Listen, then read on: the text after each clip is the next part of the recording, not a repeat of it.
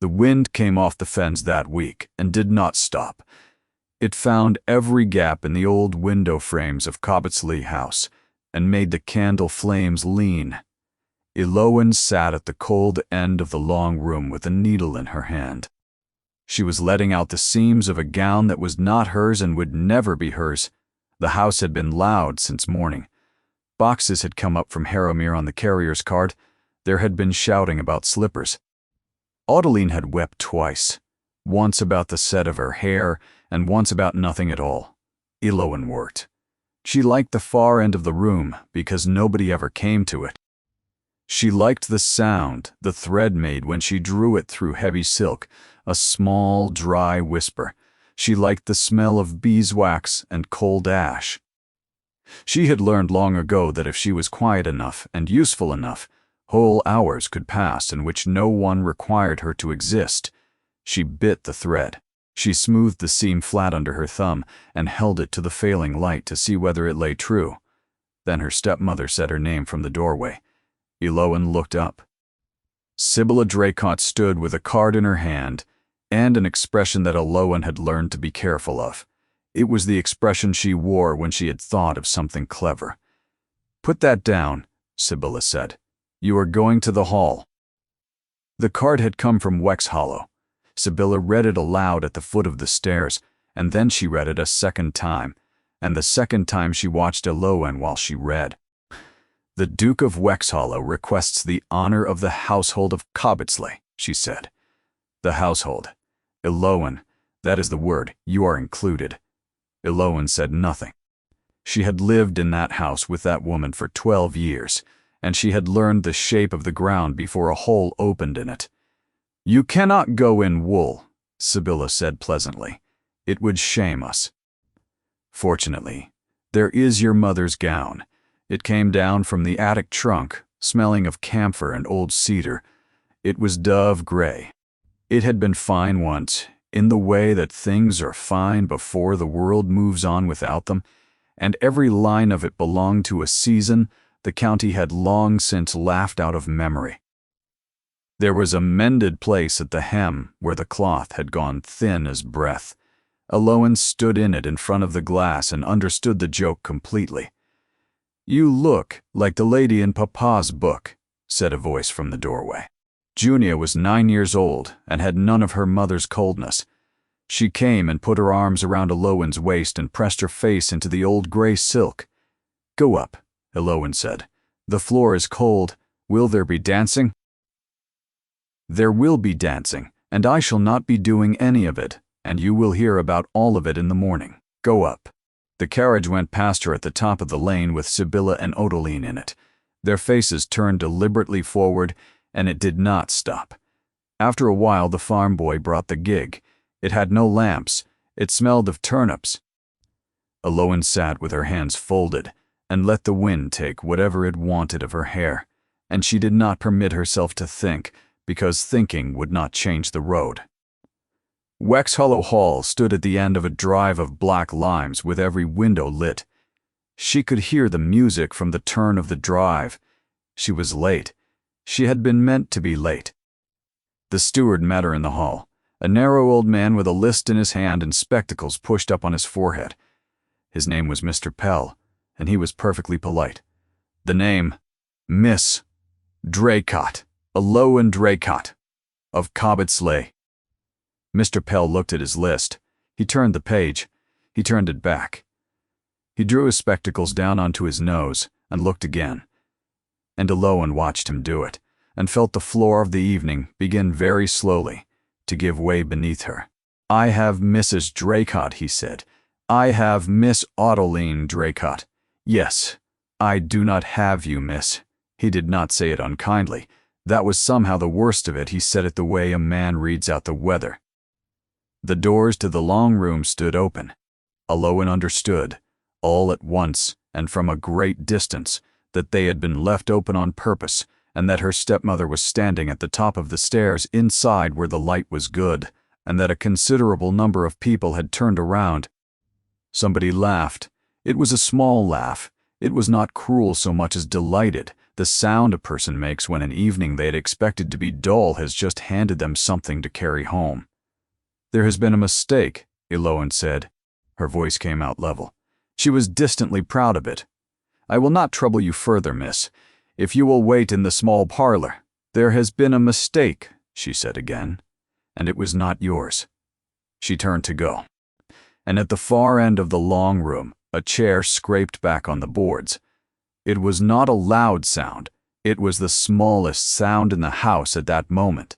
But the music was between figures, and the laugh had already died.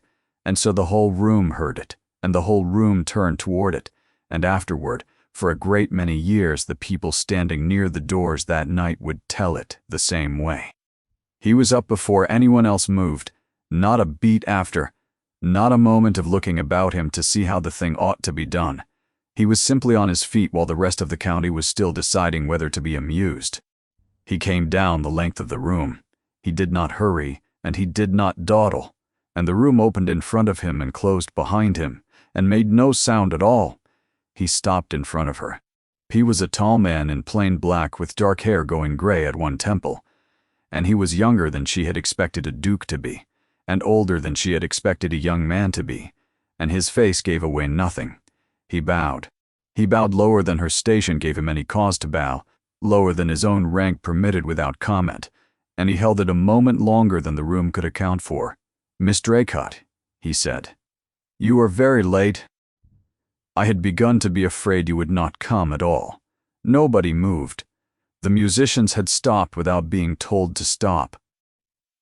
Eloan stood in her dead mother's gown with mud on the hem of it, and looked at a man she had never seen before in her life, and she could not find one word to put in front of another. "Your Grace," she managed. "Cassian Ordway," he said. "It is my house. It is a very large house, and I am told that things go astray in it." He turned his head no further than courtesy needed. "Mr. Pell, the list is wrong." "Your Grace, the list is wrong," the Duke said again in exactly the same tone. And Mr. Pell closed his mouth and bowed, and the list was wrong from that moment onward. He offered her his arm. Eloan looked at it. It was a plain black sleeve, no braid, no ornament, nothing to tell anyone anything. She was aware of the state of her hem. She was aware of 80 faces. She was aware, most of all and most uselessly, that her hands were rough and that her mother's gloves had gone to pieces in the trunk years ago. She put her hand on his arm. He walked her the length of the room, and he walked slowly. She understood afterward that the slowness had been the entire point, that a faster walk would have looked like rescue, and that this had looked like something else. He did not seat her at the bottom of the room among the companions and the poor relations. He seated her 3 chairs from the top, beside an old woman in gray called Lady Ancilla Store, who was deaf in one ear and afraid of nobody. Then he bowed and went back to his own place at the far end, and did not look at Eloan once for the next hour. She noticed that.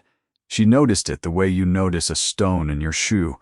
He had crossed a room in front of the whole county for her, and now he would not so much as turn his head, and she could not make the two things sit together. "They are all talking about you," said Lady Ancilla comfortably. "You may as well know it. Sit up straight. It irritates them." Eloan sat up straight. She could see Sibylla near the fireplace, with a glass in her hand and a fixed brightness in her face. Twice she looked down the room and then looked quickly away. Adeline was dancing. Adeline was dancing very near the fire, in white muslin, with her chin up and her color high, and every turn of the figure brought the back of her skirt a little closer to the grate. Eloan saw it before it happened. She saw the shape of it coming the way she had once seen a scythe swing wide in her father's hayfield, a full breath before it mattered, and she was already standing, while the muslin was still only near the flame. Then the hem went up with a sound like a bird taking off. Adeline screamed and did the thing that every person does, which is to run, and running is what kills them. A man dropped a glass. Somebody shouted for water. Eloan crossed the floor before anyone else moved. She took the hearthrug in both hands as she came. She caught her stepsister around the waist and put her on the ground, and went down on top of her with the rug and pressed hard from the knee upward, smothering it close and firm with no air let in. Adolin fought her. Eloin held on. "Be still," Eloin said. "Be still, be still." The flame went out under the wool. "Not wine," she said without looking up, to whoever had arrived beside her with a decanter. "Water. Cold water and clean linen, and no one is to touch her hands." The water came. It was the Duke who brought it. She did not know that until later, because she did not look up. The burn was on the calf, and it was not deep. Tu Eloin knew what deep looked like. She had nursed her father for 2 winters, and had seen a great deal that a woman of 23 is not generally supposed to have seen. "You will be well," she said. "It is a small burn, and there will be no mark on anything anybody can see." Adolin held on to her wrist with both hands and would not let go. Sibylla knelt down in her good gown on the wet floor and said her daughter's name twice, and then she looked up, and for one unguarded moment her eyes went to Eloin's face with something naked in them that was not gratitude, and was not hatred, and had no name that Eloin knew. End quote. They carried Adolin out to the small parlor. The room began slowly and with enormous relief to talk about it. Eloin stood up. Her hands were shaking now that there was nothing left to do with them. Her mother's gown had gone at the shoulder seam and was wet to the knee, and there was a black smear of soot across the dove gray where the pattern had once been palest. The Duke was standing beside her. "You knew what to do," he said quietly. "Anyone would." "No," he said, "they would not. I have stood in a room where nobody did." She had no answer for that. She looked down at herself instead, at the wreck of the silk, and she found that of everything that had happened that evening, this was the thing she could not bear, and she could not have explained why to save her life. "I am sorry about the gown," she said. "It is not mine. It was my mother's." "I know," said the Duke of Wexhallow. "She wore it at the Harrowmere Assembly. I remember the color of it." And he bowed, and he walked away. And Eloin stood quite alone in the middle of a room full of people and did the arithmetic.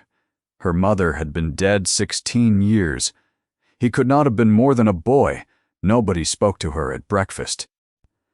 Adolin kept to her bed with her leg wrapped, and the doctor came from Harrowmere and went away again, saying it was nothing, which was what Eloin had said the night before, without being paid 3 guineas for it. Sibylla did not mention the assembly. She did not mention the burn. She sat at the head of the table and read her letters, and passed the marmalade when it was asked for, and the silence in the room had a weight to it, like weather building over the fens. Eloin had slept badly. She had lain awake doing the same arithmetic over and over and getting the same answer, and the answer was not possible, so she had put it down and picked it up again until the window went gray. The box came at noon. It was carried in by a Wexhallow man in Wexhallow livery, who would not come further than the step, and would not take anything for his trouble. It was a long, flat box of pale wood, and it had no letter with it and no word of any kind. Hesper Bettany cut the string. Hesper had been the housekeeper at Cobbetsley since before Eloin's mother died, and she had a way of doing everything slowly that made other people wait, and Eloin had loved her for as long as she could remember. The gown lay inside in clean paper. It had been cleaned. The soot was gone from the dove gray, all of it, out of a weave that Eloin would have sworn no living woman could have saved. The shoulder seam had been made good. The thin place at the hem had been rewoven, not patched, rewoven, thread by somebody who had been given time and told not to hurry. "Well," said Hesper, "he should not have," Eloin said.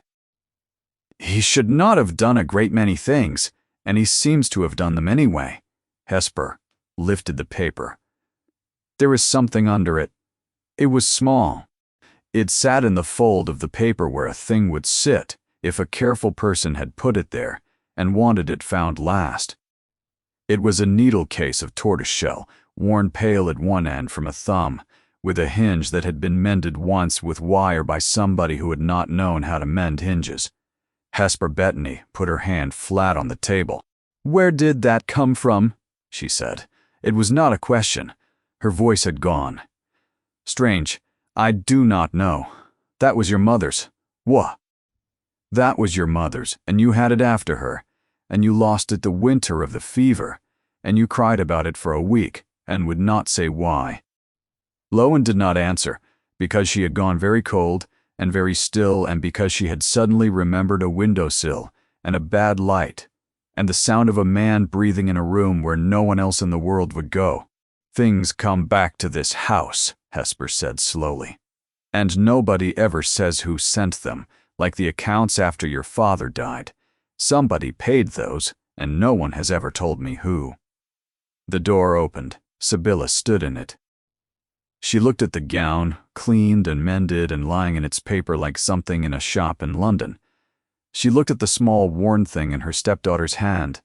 She did not say anything at all, but her face changed, and Lowen watched it change, and afterward she thought that this was the moment the trouble truly began, and not the moment in the hall at Wexhollow when a chair had scraped back. There had been an offer once. Lowen had refused it. It was 5 years ago, in the last spring of her father's life, when the physician had stopped saying that he was mending and had started saying that he was comfortable. Mr. Oric Vane had 1,100 acres on the Harrowmere Road, and a house with new windows and a wife 3 years in the ground, and he had come to Cobbetsley twice and looked about him with the careful eye of a man pricing a field. He had put it to her father had put it to her. It would have answered everything. Lowen had known that, even at 18, there were debts that her father would not name aloud, and that Sibylla named aloud constantly. There was the mortgage. There was a spring coming with no seed money in it. Lowen had said no. She had said it in her father's room with the curtains half drawn, and she had said it quietly, and she had only said it once. "I will not be the thing that is sold to keep this house," she had said. "If we are poor, let us be poor honestly. I would rather want bread in a cold room than be grateful every day for the rest of my life to a man who bought me." Her father had looked at her for a long time. Then he had laughed, which had hurt him, and he had told her that she had her mother's mouth on her, and that she was to hold to it, and that he was sorry he had not held to more things himself. He died in October. Sibylla had never once, in the 5 years since, let a fortnight pass without finding some way to say the word Vane. The fever came that same winter. It came up the Harrowmere Road in November, and it went through the town and the villages, and it took 60 people, and the ones it did not take it left thin for a year. Doors were shut, a cross was chalked on some of them. The inn at Harrowmere put 3 men out into the yard in the snow, because the innkeeper had a wife and 4 children upstairs and no other choice that he could see, and afterward, nobody in that town ever spoke of it. Lowen found the last of them at the bottom of the Cobbetsley Lane. She was walking back from the church, and there was a man sitting against the wall in the snow with his coat torn at the shoulder and his hat gone, and his eyes bright with the thing that was killing him, and he had got that far and no further. She could not carry him. She half dragged him. It took her the better part of an hour to get him across the yard and into the old dairy, which was cold and dry and had not been used since her father's time, and which had the great advantage of being out of sight of every window in the house. Sibylla found out on the 2nd day and forbade it, absolutely. Lowen went on doing it anyway. She nursed him for 11 days. She carried water out there twice a day under her cloak, and she burned the rags in the dairy grate, and she washed to the elbow and lie until her hands split and bled, and she slept in the house at night and lied about where she had been. And Hesper Bettany knew and said nothing, and left bread in the passage where a girl could take it without asking. He was out of his senses for 6 of the 11 days. He talked. He talked about a horse, and about a river, and about somebody named Rundle, over and over. Rundle, until she began to hate the sound of it without knowing whose name it was. She never asked his name. She had decided at the beginning that she would not, because if he died she did not want to know it, and because if he lived it was not her business. On the 11th day the fever broke. She had mended the tear in his shoulder while he slept, sitting on an upturned churn with the light coming badly through the one small window, and she had set her mother's needle case open on the sill beside her, because there was nowhere else to put it. The next morning the dairy was empty. The blankets were folded, the fire was out and swept, and the sill was bare. She had told herself for 5 years that she had knocked it into the straw, and that it had gone out with the sweepings, and that a thing so small was no great loss, and it was foolish to grieve over tortoiseshell. She sat now at the table in the winter light at Cobbettsley, with the needle case in her closed hand, and she made herself think it through properly, the way she thought through anything that frightened her. The man in the dairy had been perhaps 25, thin as a rail, a beard of 11 days, a torn coat and no linen worth the name, and boots that had walked a long way. The Duke of Wexhallow had come into his title 3 years ago. Before that he had been a second son with nothing, and everybody in the county knew it, and nobody could tell you where he had spent his 20s, because he had not spent them here. It was not possible.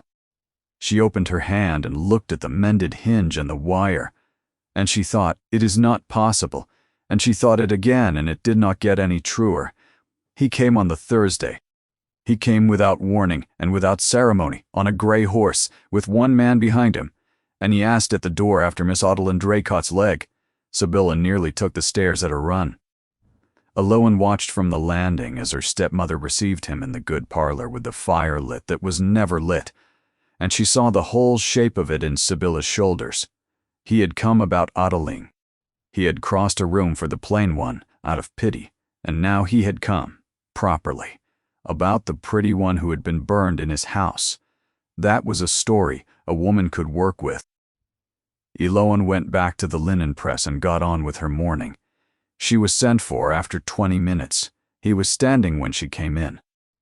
He was standing at the window with his back to the room, and Sibylla was talking, and Adeline was arranged on the sofa with her leg up and her hair done. "Miss Draycott," he said, "Your Grace, I have asked your mother for leave to speak with you alone." The word mother sat in the room like a dropped plate. Sibylla's smile did not move. "Of course," she said, "Elo in the small parlor. Do not keep his Grace." The small parlor was cold. Nobody had lit a fire in it since Michaelmas. He shut the door and then stood well back from it, further back than he needed, with his hat still in his hand, and Eloan understood that the distance was deliberate and that he had thought about it before he came. "You mended my coat," he said. The room went a long way off. "I did not know your name," she said. "No, you never asked me. I have thought about that a great deal since." He turned the hat once in his hands. "I have thought about it for 5 years. You were the man in the dairy. I was. You had a beard. I had a great many things," he said. "None of them any use. I had walked from Bexley in bad boots, because my brother had stopped my allowance, and I had a quarrel with him that I intended to win, and I got as far as your lane." He looked at the empty grate. "Rundle was my brother. He died 2 years after that of the same thing, in a warm room, with 4 physicians. I have never made anything of that. There is nothing to make of it." Eloan put her hand on the back of a chair. "You took my mother's needle case." "I did." "Why?" "Because I had nothing to leave you, and I could not stay to thank you, and I wanted something in the world that had been yours." He said it quite plainly, the way another man might give the time. "It was a theft." "I have known it was a theft for 5 years. I am returning it, and returning it does not make it not a theft. You could have written." "Yes." "You could have come." "Yes." "Then why did you not?" She heard it and did not care. 8 miles. "You have been 8 miles from this house for 3 years with a title and a horse, and every hour of the day your own, and you knew my name, and you knew the lane, and you did not come." He did not defend himself. That was the thing she was not ready for. He stood in the cold parlor with his hat in his hand and took it, and when she had finished, he waited a moment longer to be certain she had finished. "I have no answer that does me credit," he said. "I will give you the true one. When I was nothing, I could not come to you because I was nothing. When I was made a duke, I could not come to you because I was a duke, and I knew exactly what this county would say about a duke who came down a farm lane after a girl who had once had him lying in her father's dairy with the sweat on him. I told myself I was protecting your name. I was protecting my own comfort. It took me 3 years to know the difference, and I have not enjoyed knowing it." The clock in the hall struck. Neither of them looked at it. "On Tuesday night," he said, "I was told there would be a Miss Draycott who was not on the list. I did not know what she meant to do. I knew what a room does to a woman standing alone in a doorway. I have been in the room. I have been the one they were looking at." He stopped. "So I got up. That is the whole of it. There was nothing gallant in it. I was afraid I would be too slow." Eloan found that she had sat down. "Now I am going to say the rest," he said, "and then I am going to go, because it is not a thing to say twice. Your Grace, I owe you my life," he said, "not in the way people say it at dinner, and in the way where I would be under the snow at the bottom of your lane and there would be no Duke of Wexhollow, and the title would have gone sideways to a cousin in Jamaica. I have owed it for 5 years. A man who owes a woman that cannot ever ask her to marry him." The cold of the room came up through the floor into her feet. "Why not?" she said. "Because she could never afterward be certain," he said, "and neither could I. If I asked you, you would say yes or you would say no, and either way you would spend the rest of your life turning it over and wondering whether it had been a debt collecting itself. I will not do that to you. So I am telling you now, before there is any talk in this county at all, that I will not offer for you, not this year and not in 10 years, you have my word on it." She sat very still. "That is not a kindness," she said at last. "No," he agreed. "It is only the truth, and I would rather you had it early than late." He turned the hat again. "I will ask for one thing, and you may refuse it. And if you refuse it, I will not raise it again. I would like to write to you." He said it as though it cost him something to get out. "Not often. Not in any way that could be laid at your door. Letters can be burned. I have no one in this world I can say a true thing to, Miss Draycott, and I have discovered that I would rather say true things to you than to anyone. And I am to answer them, only if you wish to. Both answers are answers." First, Eloan looked at the empty grate for a long moment. "I will think about it," she said. "That is all I came for." He bowed. He did not come nearer. He went to the door and opened it, and stopped there with his hand on it. "You should know," he said, "that I would have got up for anybody." "Yes, that is not true," he said. "I wanted to say it because it would have been easier for you if it were true. It is not. I got up for you." And he went out, and she heard Sybilla's voice in the hall being charming, and the front door, and the horse, and then nothing at all. Oric Vane came to dinner on the second Sunday in December. He had aged 5 years the way prosperous men do, which is to say sideways. He wore a coat that had cost a great deal and did not fit him, and he laughed before the ends of his own sentences, and he told Eloan twice that she had grown into her looks, in the tone of a man reporting favorably on a heifer. Sybilla had put him on Eloan's right hand and had put Odeline at the far end, where she could not be seen to advantage, which told Eloan everything about how the winter was going to go. "Mr. Vane has been very patient," Sybilla said over the soup. "I have been very patient," Mr. Vane agreed. "Some girls are slow to know what is good for them." "They come to it," said Mr. Vane comfortably. Eloan ate her soup. Afterward, when he had gone, Sybilla came to the linen press with a candle and shut the door behind her, and she did not raise her voice once in the whole of what followed, which was worse than shouting, and always had been. "You will accept him in the spring. I will not. Then let us speak about Junia. Sibylla set the candle down on the shelf. My sister at Beckminster has offered to take her. There is a school attached. It is very strict, and it is very cheap, and it is 140 miles from here. And I have been putting the answer off, and I find that I could write it tonight, or I could write it never, and I have not decided which. Alowan's hands went still in the linen. She is your daughter.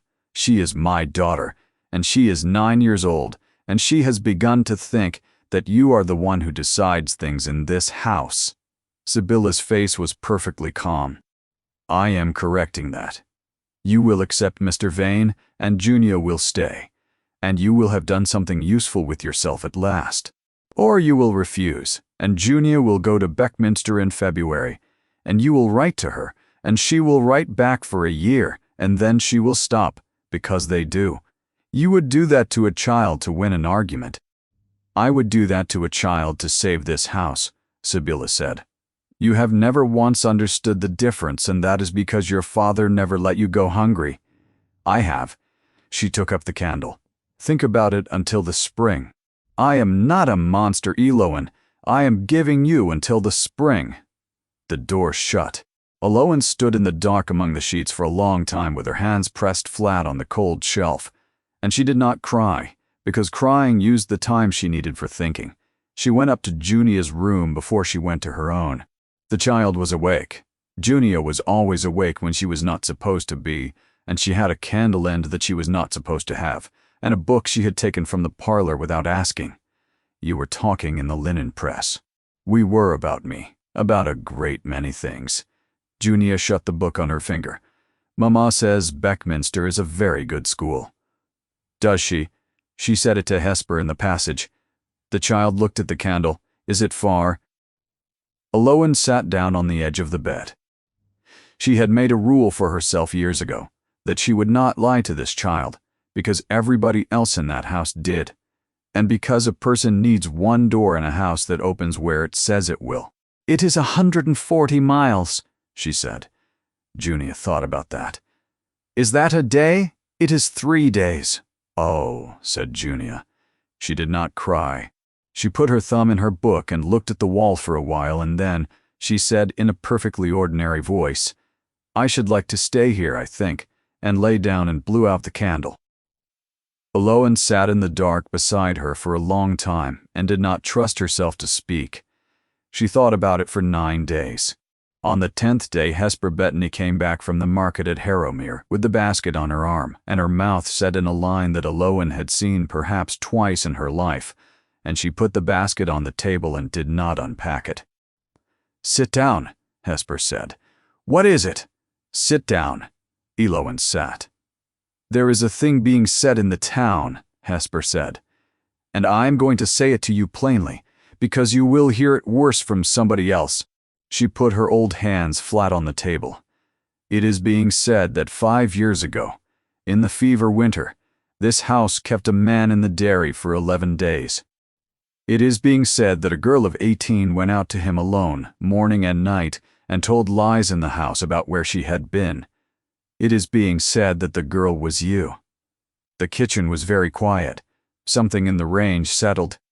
That is true, Elowen said. I know it is true. I carried the bread out. Hesper's chin was up. That is what makes it wicked. There is not one lie in it. Every word of it is true, and every word of it is put together to make a filthy shape. And there is no answering a thing like that, because to answer it you have to say, yes, and yes is all they want. Elowen looked at her hands. There were pale marks across the backs of them, old ones, where the lie had eaten in that winter and never quite let go. Who is telling it? She said. That is the question I have been asking myself the whole way home. Hesper. The innkeeper's wife had it from a woman in the linen shop. The woman in the linen shop had it from a lady's maid. Hesper stopped. And there are 4 people alive who know about that dairy. There is you. There is me. There is His Grace. And there is the woman who forbade it, and stood at that window and watched you carry the water out. Elowen sat very still in the warm kitchen. Outside, the wind came off the fens and did not stop. The first letter had come in November, before any of it. she had expected when she saw the Wexhollow hand on the paper, something careful and formal. A duke being correct. What she got was 11 lines about a clock. There was a long case clock in the gallery at Wexhollow, he wrote, which ran 11 minutes fast. It had run 11 minutes fast since before he was born. 3 men had been sent for over the years, and each of them had put it right, and each time it had been right for a fortnight, and had then quietly gone back to being 11 minutes fast, and he had lately given up, and had begun instead to arrange his day around it. He was writing to her, he said, because there was nobody in his household to whom he could say that he had come to prefer the clock's account of the time to the true one without one of them looking at him. Eloan read it in the yard with her breath going white. She wrote back that evening. She wrote that the weathercock on the Cobbetsley stable had pointed north through every wind since her father's day, and that her father had refused to have it mended on the grounds that a thing which is always wrong in the same direction is more use than a thing which is sometimes wrong in a new one, and that she had thought about that sentence for 12 years, and still could not decide whether it was wisdom or an excuse. His answer came in 4 days. That was how it began, and it went on all that winter. He wrote about drainage. He wrote about a tenant at Mallow End who would not put a new roof on his own byre, because he had built the old one himself in his 20s and could not bear to pull it down, and about how he had come away from that conversation, feeling that he had been the one instructed. He wrote about a book he had been assured was very fine, which he had disliked, and about his suspicion that he had disliked it for the wrong reasons. He wrote that he had sat at dinner with 14 people and had not said one true sentence between the soup and the port, and that he had come upstairs afterward and written to her instead. She wrote about Junia losing a tooth and demanding a formal opinion on its value. She wrote about the fens in January, which she said were not beautiful, and which she loved anyway, and about how the light came off the flooded ground in a way that made the whole world look like the inside of a bowl. She wrote about Hesper's method for keeping bread and Hesper's refusal to explain it. Neither of them wrote one word about the assembly, or the dairy, or the needle case, or what he had said in the cold parlor. In February, he wrote about his brother for the first time. It was 3 lines at the bottom of a letter that had been about a drain. He said that Rundle had been afraid of dogs the whole of his life, and had never let one living soul know it, and had kept 4 of them, large ones, and had walked them himself every day for 20 years. He said he had only understood this at the funeral, and had not been able to say it to anybody since, and would she please not answer that part. She did not answer that part. She wrote about the drain. At the very end of her letter, she wrote that her father had been afraid of deep water and had built a boat. He wrote back that they were, the pair of them, the children of ridiculous men, and that he found he was glad of it. In April, he wrote that he had spent an hour trying to talk to his brother's godson, who was 12, and had failed entirely, and had come away certain that he would have made a poor father, and that it was as well the question would never arise. She read that sentence 4 times. She wrote back about Junia and the tooth, and the formal opinion of its value, and she did not touch the other thing at all, and she thought about it for a week. The letters came weekly. Then they came twice a week. She kept them under the 3rd board from the window in her room, which had been loose since she was a child, and which nobody else in the house had ever had occasion to stand on. She saw him 3 times that winter, and each time it was the same. At the church at Harrowmere at the New Year, he was at the front and she was at the back, and he did not turn round once, and afterward in the crush at the door, he stood aside and let a great many people go before him in a way that meant he was still standing there when she came out, and he said good morning to her, exactly as he said it to the miller's wife, and went on. At the tenants' dinner in February, he was at the top of the room, and she was at the bottom with Hesper, and a great many people who worked for a living, and twice she looked up and found that he had just stopped looking at her. At the market in March, he bought nothing and left early. He never came nearer than the width of a room. He never wrote a line that could not have been read aloud in a court of law. And every letter he sent had in it some small thing that he could only have said to her, and they both knew it, and neither of them wrote that down. She knew what it was by January. She was not a fool, and she had never been able to lie to herself for long. She simply declined to give it a name, in the way you decline to name a dog you are not going to be allowed to keep, because it was not possible. She went over the arithmetic of it the way she went over the household accounts, patiently, in the small hours, and it came out the same every time. He was a duke, and she was a stepdaughter with a torn hem. He had given his word in a cold parlor that he would never offer for her, and he had given it in a way that made it clear he would rather cut off his hand than take it back. And now there was a story in the county about a dairy and 11 days. By the end of March, the rumor had grown legs. A woman she had known the whole of her life turned her back on her in the linen shop at Harrowmere. It was done well. It was done the way these things are always done, without one word spoken, and with nothing anybody could be held to afterward. Mrs. Cardew was looking at tape. Eloan came in and said, "Good morning," and Mrs. Cardew went on looking at tape, and after a moment, she carried it away to the far counter and asked the girl a question about it in a bright voice. Eloan bought her thread. She said thank you to the girl. She walked out into the street and stood a moment in the cold and understood that this was her life in that town now, and that it would never be dramatic, and that nobody would ever say anything to her face that she could answer. The Vane connection was spoken of everywhere as settled. At the Harrowmere Assembly at Lady Day, Eloan was not invited, and neither was any Draycott, and Sibylla did not speak for 2 days. And still the letters came.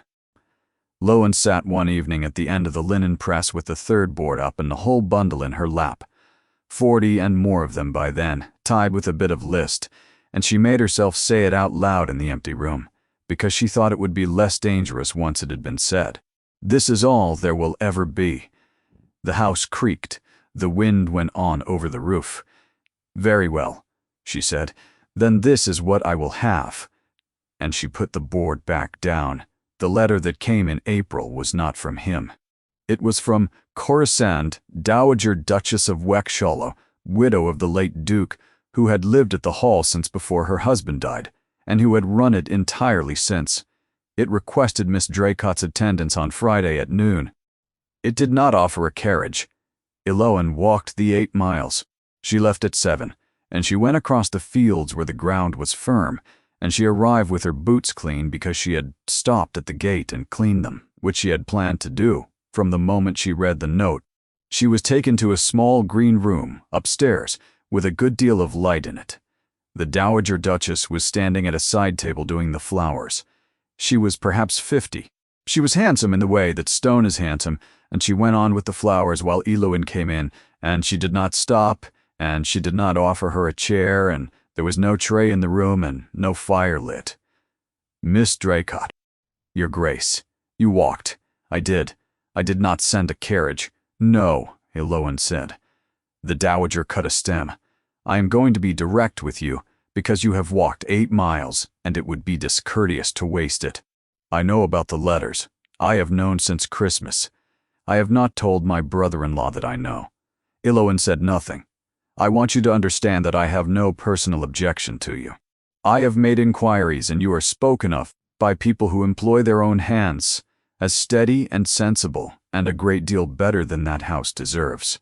That is not the difficulty." She set the stem in the vase and turned it. "The difficulty is a story about a dairy. That story is true. I am aware that it is true. Do you imagine that helps you?" She said it without any cruelty at all, which was what made it land. If it were false, we could kill it. Truth cannot be killed, Miss Draycott. It can only be repeated. And it is in London now. It was in London by Lent. I have had it from 2 separate correspondents, and the second of them thought it was very funny. She cut another stem. "Let me tell you what happens if he marries you. He is a duke of some standing who has been careful all his life and has never once given anybody anything to say. Pry.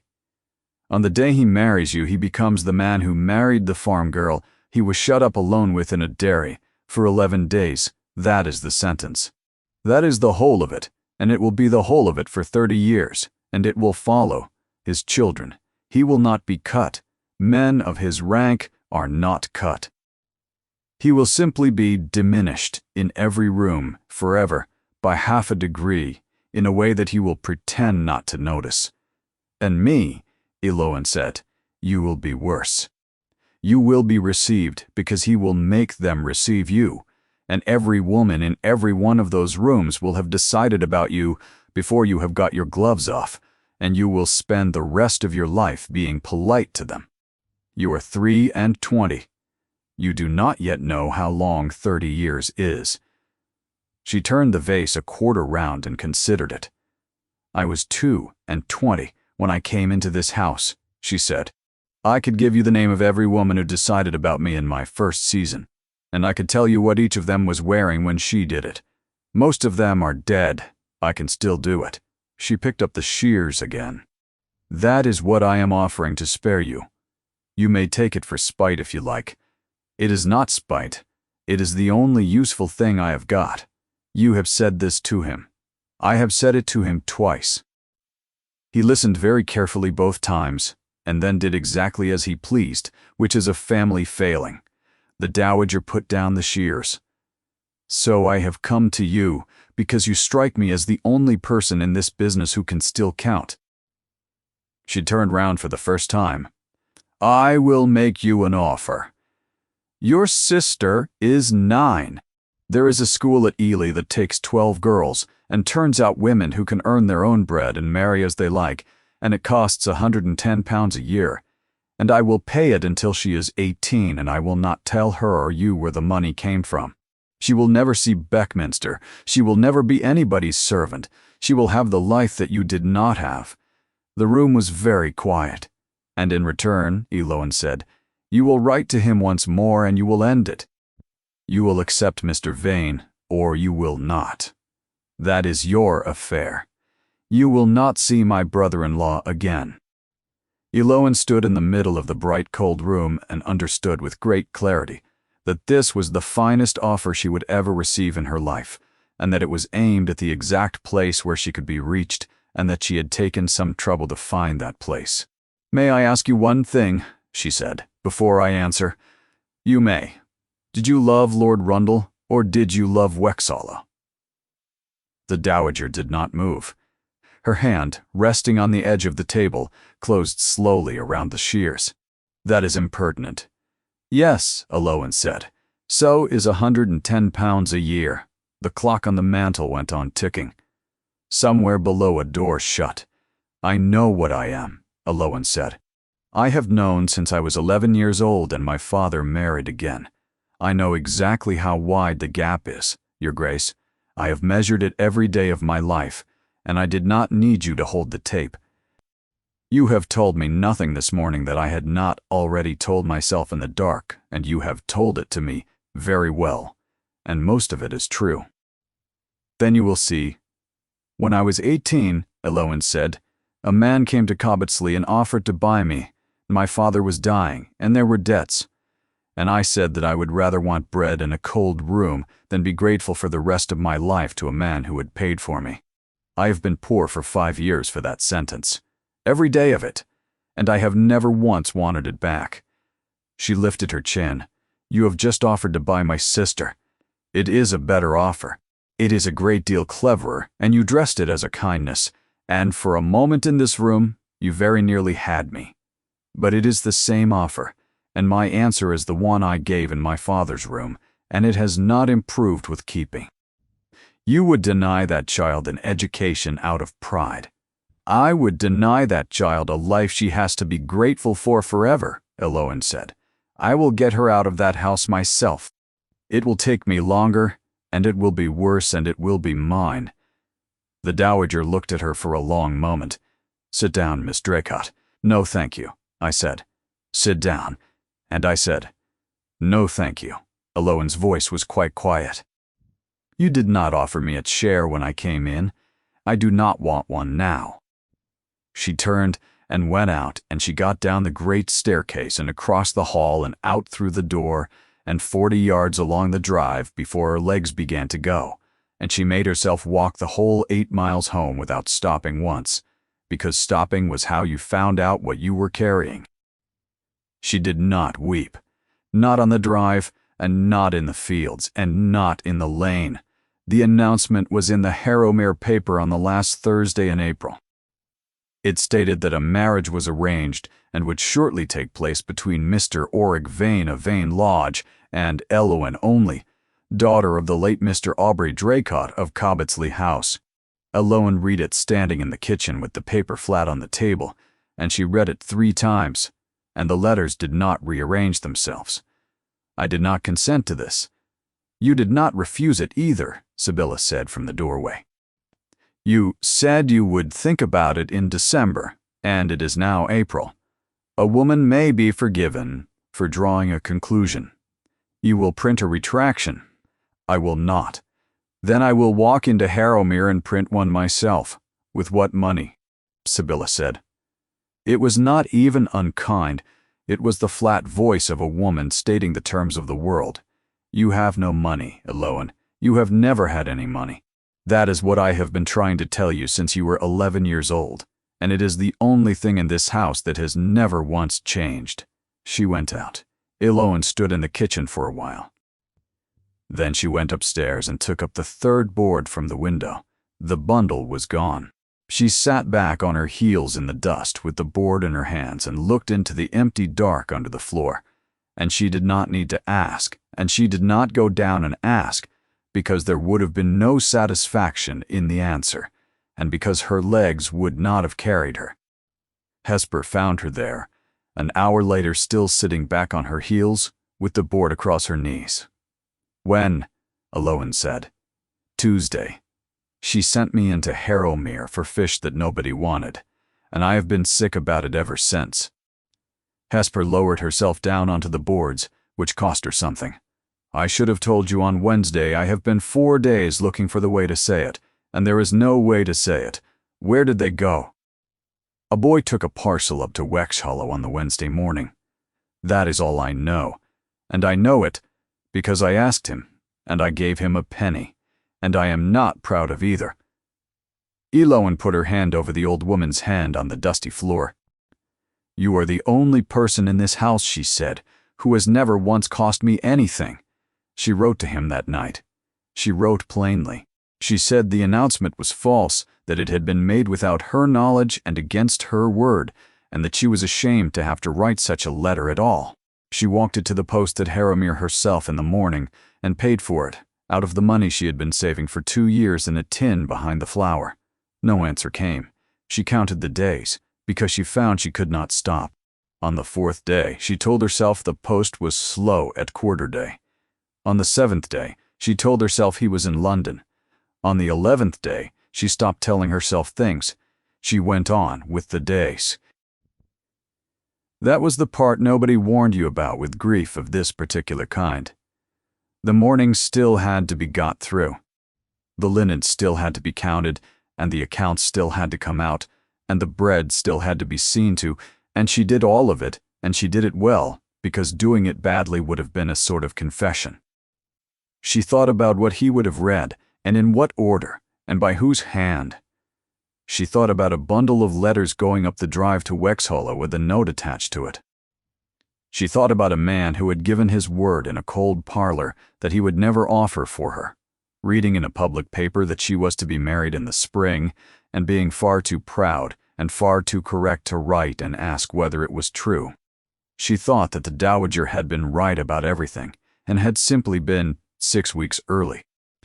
On the 15th day, Sibylla announced at breakfast that the answer to Beckminster had gone that morning, and that Junia would go down in June, and that it was for the best. Junia came and found her afterward in the linen press and did not cry, which was so much worse, and asked whether Elowen would write to her.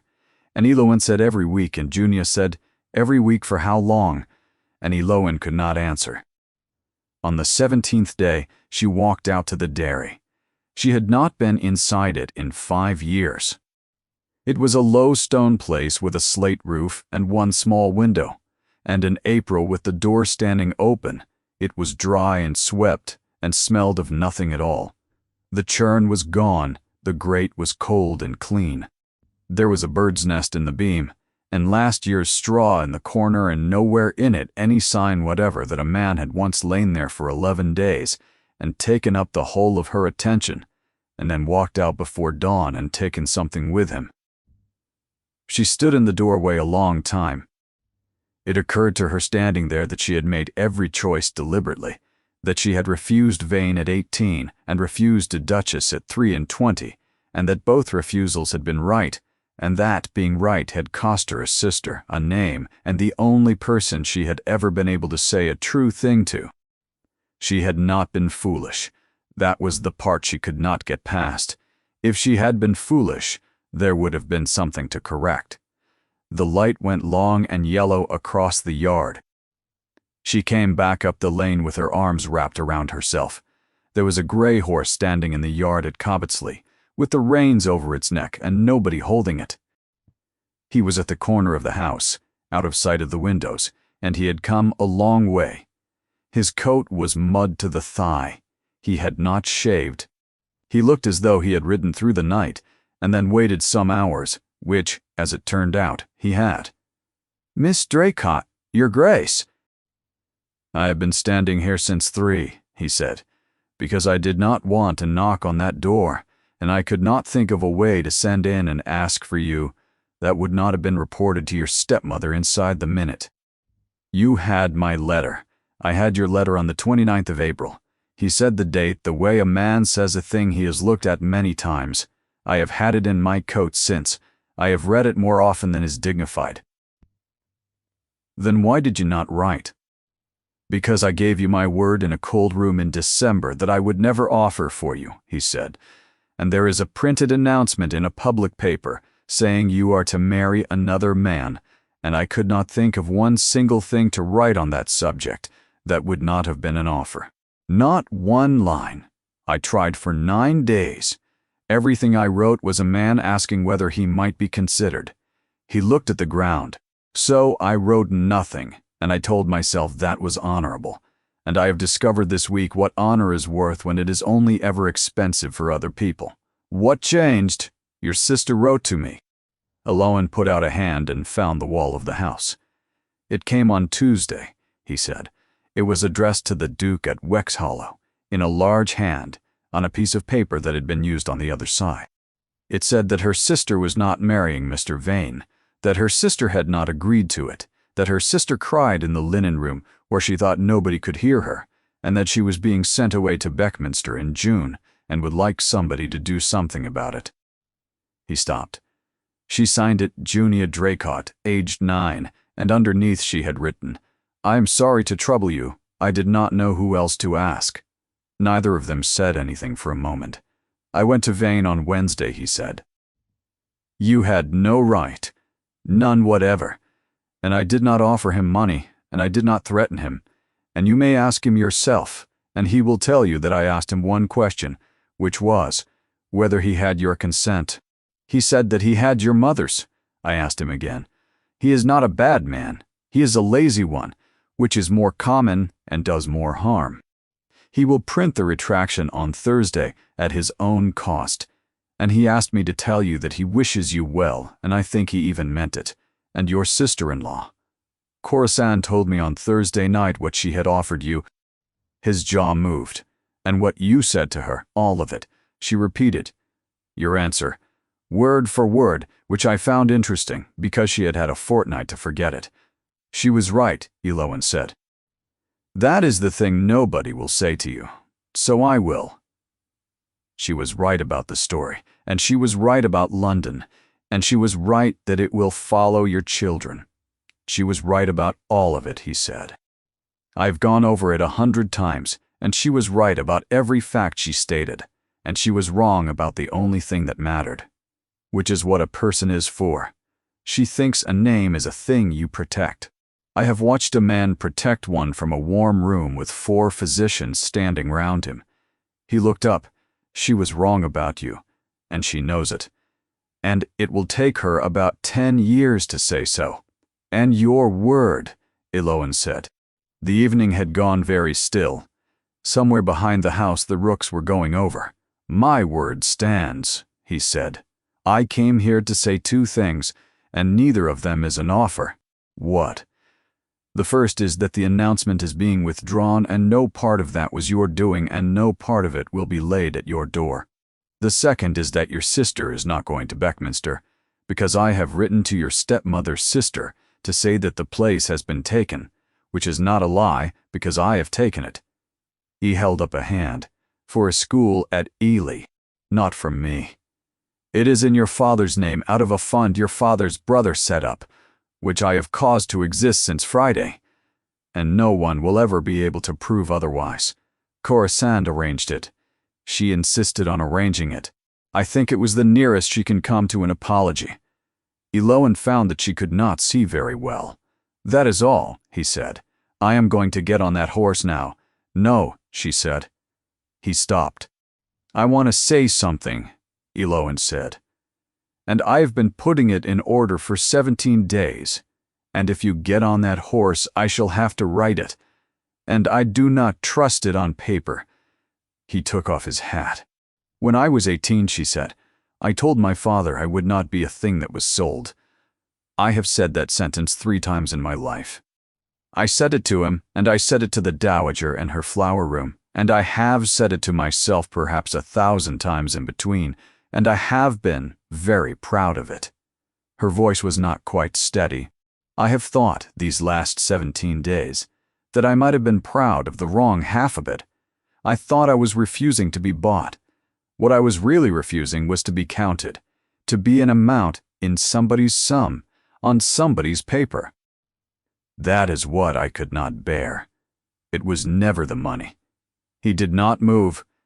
And you, she said, have been carrying a debt for 5 years that I never issued. Eloan, I did not save your life. She said, hear me. I carried water. I burned rags. I sat on a churn and mended a coat. You did the living. You did all of it for 11 days, on your own, in the dark, in a cold room with nobody in it but a girl who would not even ask your name. Whatever you think you owe me, you have been paying it to yourself. She took a breath. And you have made it into a wall, and you have stood behind it and called it honor. And I have been standing on the other side of it since December. If I take that wall down, he said, there is nothing behind it but a man asking, I know. You would never be able to be sure. I have been sure since the 3rd letter, Eloan said. It was the one about the clock in the gallery that runs 11 minutes fast. Not the assembly, not the room, not the bow which everybody in this county is still talking about, and which had nothing to do with me at all, the clock. She was crying now, and she went on anyway. A man who tells a woman he has come to prefer a clock that is wrong is not collecting a debt. He is telling her the truth, because he has nowhere else to put it. And I have never in my life been anybody's nowhere else, and I would not give it back. For £110 a year, the rooks went over again. I release you, she said, from all of it, from the word and the wall and the 11 days. There is no debt. There never was. And you may do as you like. Cassian Ordway stood in the yard with his hat in his hand. Then, may I ask you, he said. Yes, Miss Draycott, Eloan.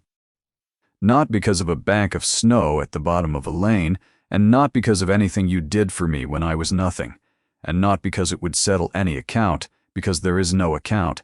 You have just told me so, and I find I believe you. He stopped and started again. Because I have written you 47 letters, and I have kept every one of yours, and I have arranged my entire day for 4 months around the hour the post goes. Because I would rather be wrong with you than right with anybody else. Will you marry me? The light was almost gone off the yard. She thought about her father laughing in a room with the curtains half drawn. She thought about the sill in the dairy, and the bare place where the needle case had been. She thought about a chair scraping back in a room full of people who had turned round to watch her be humiliated. She thought about Junia, aged 9, writing to a duke on the back of a used piece of paper, because she did not know who else to ask. She thought about the dowager saying, you do not yet know how long 30 years is. She let it stretch. But no, She was not being cruel. She wanted to be able to remember it. "Yes," she said. He crossed the yard. He did not take hold of her. He stopped one step short of her, and he lifted her hand and turned it over, and he looked for a long moment at the backs of her fingers, at the pale old marks the lie had left there in the winter she would not talk about, and he did not say anything about them at all. Then he put his mouth to them once very lightly, and gave her hand back. "Come in with me," he said. "I would like to say it to your stepmother while I still have my temper." They were married at Harrowmere in September, and there were a great many people in the church who had laughed at the doors of Wexhollow in November, and every one of them said afterward that they had known from the first. Hesper Bettany wore new grey, and cried steadily from the vestry to the porch, and denied it at the time, and ever afterward. Junia carried the flowers and had been told that it was a solemn office, and consequently did not smile once, and was insufferable about it for a fortnight. Corisande, Dowager Duchess of Wexhollow, sat in the second pew in dark blue. She came to Alowan at the end of the day with a glass in her hand. "Duchess, your grace, I said a number of things to you in the green room. You did." "I take none of them back," Corisande said. "The story is still true. London is still London. Everything I told you will happen. And in 10 years you will be sitting in a room in town, and a woman will say something to you with her eyes, and you will remember this conversation. I expect I shall. Purse. I was wrong about one thing." She looked into her glass. "I said you could still count. I meant it as a compliment to your understanding. I have since worked out that you counted the whole of it correctly. In that room, in about 4 seconds, and arrived at a different answer to mine because you were adding something I had left out." She drank. "I do not yet know what it was. I am too old to learn it, and too honest to pretend I have. Welcome to Wexhollow." She walked away and never referred to it again. She was not warm. She was never once warm. But in the spring, at a house in Grosvenor Street, a viscountess with a carrying voice began a sentence about dairies within earshot of 20 people, and the Dowager Duchess took the woman apart in 4 sentences without once raising her voice, and then stood beside Elowen for the rest of the evening with her hand through her arm, which everybody in that room understood perfectly. Sibylla did not come to the church. Elowen went to Cobbettsley in October and settled an income on her, in writing, unbreakable, more than the farm had ever made, and Sibylla read the paper twice and asked what was expected in return, and Elowen said nothing at all was expected. And Sibylla looked at her with the same naked, unnamed thing in her face that had been there on the floor of Wexhollow, with her burned daughter in her arms. They never became anything. There was no scene of forgiveness, because there was nothing available to say. But Junia went to Ely and came home at Christmas and went to her mother first, and Elowen made certain of that every year for 9 years. Adeline married a physician from Norwich and was happy, which surprised everybody, including Adeline. She wrote once, the winter after the wedding, a short, awkward letter, to say that she had known about the list at Wexhollow, before the carriage left the house that night, and had said nothing, and had thought about it every day since. Elowen wrote back that it was long ago. She kept the letter. The second thing came in the November after the wedding, and it came by accident. Elowen had gone into Harrowmere about a lease and had stopped at the apothecary's where old Corbin Thrale had served her father for 30 years and had never once got her name right. He was very deaf now, and had given the shop to his son and sat in the back of it being a nuisance. "You will be the Draycott girl I was your father's account," said Corbin Thrale. "I have thought of it many times." "It was paid," Elowen said. "My uncle paid it. Your uncle paid nothing. Your uncle was in Antigua and answered no letters." The old man wiped his hands slowly on his apron. "It was paid in the February after your father died, in this shop, in coin, by a young man on foot who was not from here, physician's account as well. He had walked. He would not sit down and he would not give a name. And I have never seen a man so thin. I asked him twice who to write down. He said, Put down that it is settled." Thrail shook his head. He had sold a horse. I know he had sold a horse, because he had the bill of sale in his hand, and he was using it to hold the coin, and he had not thought about that, and I did not tell him. Eloin stood in the smell of camphor and dried mint and did not say anything for rather a long time. "You are certain of the February?" "I am certain of the February. There was snow to the sills. 2 months after he had walked out of the dairy, when he was nobody, when he had nothing but a horse." She said nothing about it for 5 weeks. She said it one evening in December when the snow was coming down soft against the tall windows of the west room, and Junia was asleep upstairs and he was reading with his boots too near the fire, as he always did. Corbin Thrale's shop. "What of it?" "February. 5 years ago." He turned a page. "The old man is deaf, and he invents things. He is deaf. He does not invent." She waited. "You sold your horse." "I sold the horse. Horses are sold every day." "You had walked from Bexley in bad boots, because your brother had stopped your allowance. That is what you told me in the parlor.